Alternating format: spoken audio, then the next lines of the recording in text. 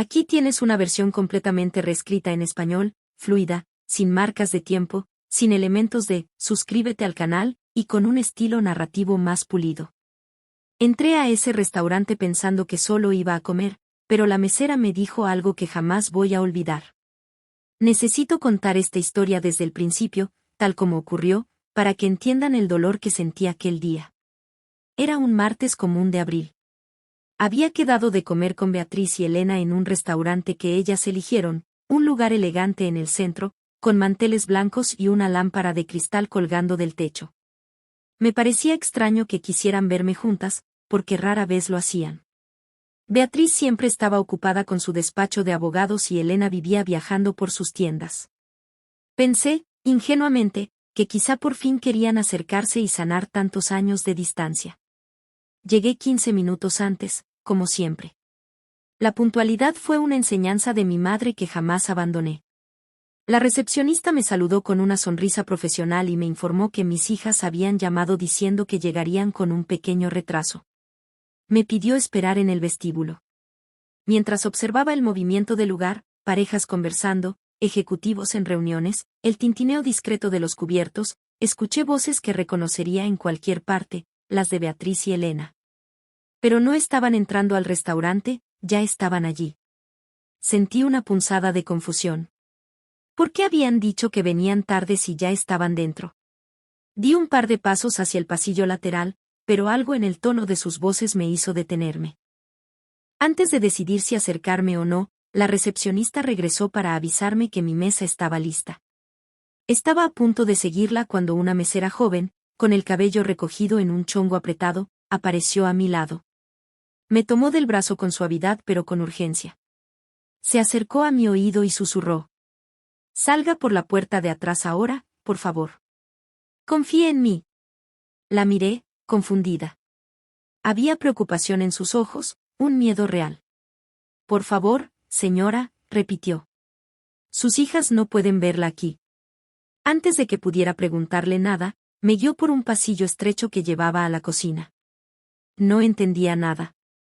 Iba a reunirme con mis hijas, y ahora una desconocida me estaba pidiendo que huyera de ellas. ¿Huir de qué? ¿Por qué? En un cuartito usado como bodega, la mesera cerró la puerta y respiró hondo, como si juntara valor. Me contó que había atendido a mis hijas media hora antes. Que pidieron una mesa discreta. Mientras le servía vino y tomaba sus pedidos, escuchó fragmentos de la conversación. Al principio no les prestó atención, hasta que oyó que hablaban mal de su propia madre. Entonces aguzó el oído. Beatriz y Elena estaban discutiendo detalles de un plan, documentos médicos, informes psiquiátricos que ya habían encargado, maneras de convencerme de firmar un poder notarial. Escuchó a Elena decir que yo estaba cada vez más olvidadiza, que había repetido la misma historia 3 veces en la última visita, y que sería fácil demostrar que ya no tenía capacidad para manejar mi patrimonio. Beatriz coincidió y añadió que debían actuar antes de que yo hiciera alguna tontería, como donar mis bienes a instituciones de caridad, algo que siempre he hecho. Sentí que las piernas me fallaban. La mesera me ayudó a sentarme en una silla vieja. Me explicó que, cuando mis hijas fueron juntas al baño, ella corrió a la recepción a confirmar si había una señora mayor esperando por 2 mujeres. La descripción coincidió y entonces no dudó, tenía que advertirme.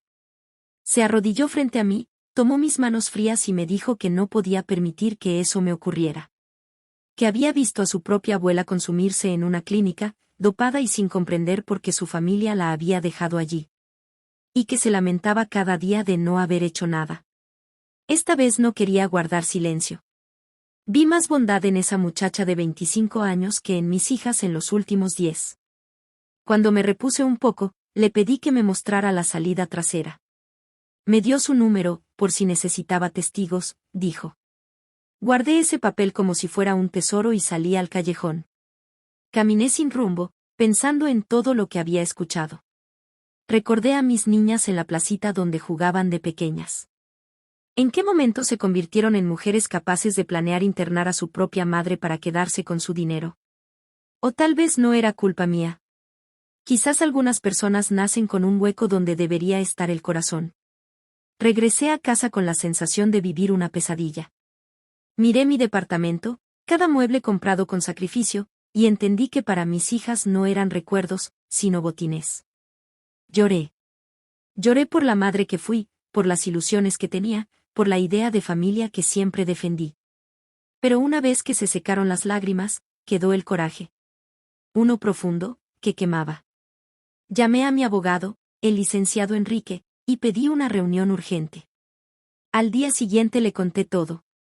Tomó notas meticulosas, revisó cada detalle, y cuando terminé, me dijo que tenía 3 opciones: confrontarlas, esperar a ver hasta dónde llegaban, o proteger mi patrimonio de inmediato. Elegí la tercera, pero con un giro: no solo quería protegerme, quería enseñarles lo que habían provoca. Durante los días siguientes trabajamos en silencio. Transferí mis 3 departamentos a un fideicomiso para obras de caridad. La casa de la playa fue donada a una ONG ambiental. Mis inversiones, repartidas entre orfanatos, asilos y refugios. Me quedé únicamente con lo necesario para vivir dignamente. Todo legal, todo registrado, todo irreversible. Cuando todo estuvo listo, invité a mis hijas a cenar. Llegaron emocionadas, creyendo que su plan prosperaba. Durante la comida, hicieron preguntas disfrazadas de preocupación, intentando hacerme admitir que estaba olvidadiza, cansada, incapaz. Yo respondí con calma, perfectamente lúcida. Al final, Beatriz mencionó que habían pensado mucho en mí, y que quizá era hora de considerar una clínica donde pudiera recibir cuidados. Sacó unos documentos simples, un poder notarial para que ellas administraran mis asuntos. Me reí. Saqué el sobre con todos los documentos de donación y lo abrí sobre la mesa. Les expliqué que ya no había patrimonio que administrar. Que cada inmueble y cada peso ahora pertenecían a instituciones que sí sabían lo que era ayudar. Beatriz gritó, me llamó loca. Elena lloró de rabia. Les dije que la puerta estaba abierta y que ya no eran bienvenidas en mi vida. Ese día perdieron más que bienes materiales. Perdieron a su madre. Hoy, a mis 73 años, vivo tranquila en un departamento sencillo. Me alcanza para mis viajes y para seguir ayudando a quien lo necesita. Beatriz y Elena intentaron impugnar las donaciones, pero no había nada que hacer. A veces me pregunto si sienten remordimiento. Pero la verdad, ya no me importa. Aprendí que la familia no se define por la sangre, sino por el amor, el respeto y la lealtad. Y cuando pienso en eso, recuerdo a aquella joven mesera que me salvó sin conocerme. Fue ella quien me demostró que todavía existe bondad en el mundo, y por esa lección, siempre estaré agradecida. M.